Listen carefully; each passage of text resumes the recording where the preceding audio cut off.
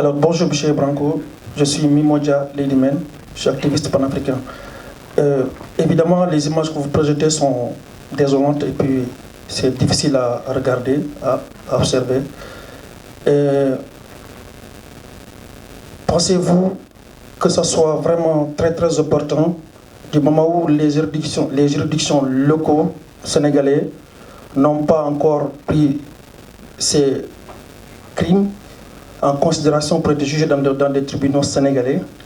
Et pensez-vous qu'il est normal à le stade actuel de vouloir tout simplement détropicaliser ce phénomène-là vers la CPI, tout en sachant que la CPI ne condamne de façon générale que les Africains?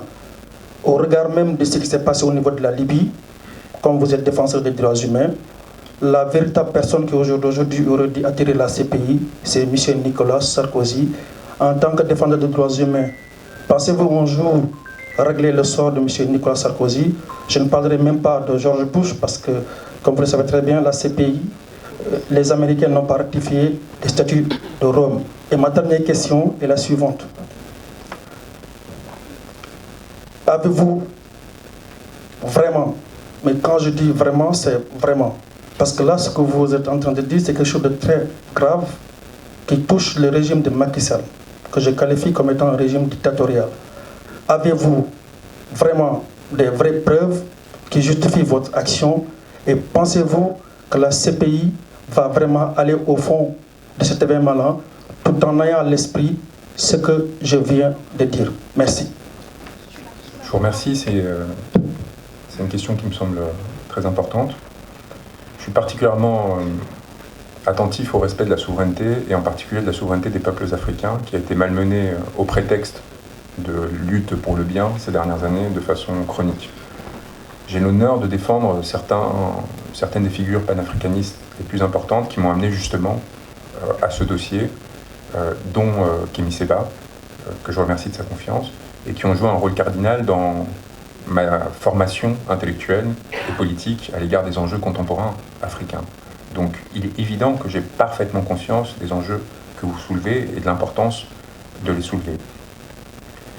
On est sur une situation où, si vous changez un peu votre prisme, la seule juridiction qui inquiète sérieusement les personnes dont je viens de vous parler est la Cour pénale internationale. Parce que ce sont des individus qui aiment venir dans des palaces comme celui-ci, et contrairement à eux, nous avons fait un immense effort collectivement pour pouvoir nous installer pour quelques heures ici, pour leur montrer que nous avions les capacités à tout niveau de les défier sur leur terrain, mais nous n'avons pas nos habitudes dans ces endroits. Et nous n'avons pas l'habitude de piller les ressources des peuples pour se permettre d'arriver dans ces endroits. Cette différence fondamentale, elle est exactement similaire sur la question de la CPI.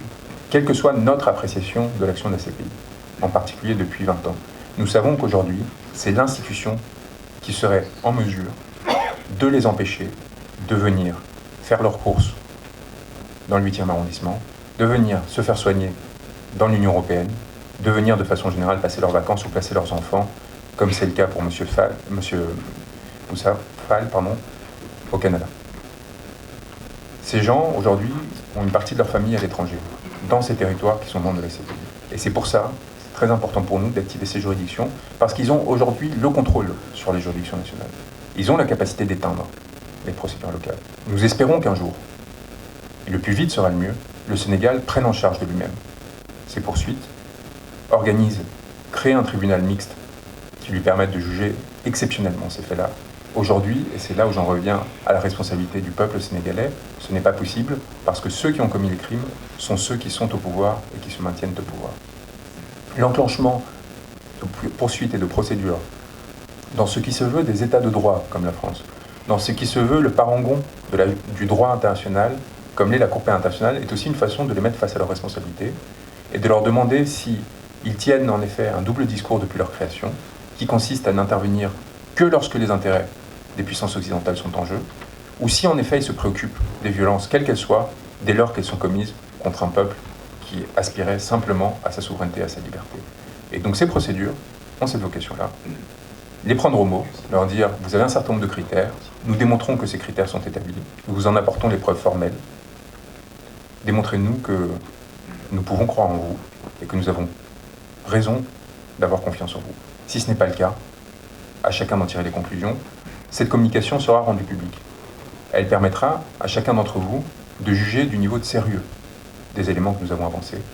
Elle vous permettra de décider à partir de là si en effet, dans votre fort intérieur, vous considérez que c'est parce que nous n'avions pas assez d'éléments que ces poursuites n'ont pas été enclenchées, ou si parce qu'il y a une forme de complicité dans la commission des crimes que nous mentionnons.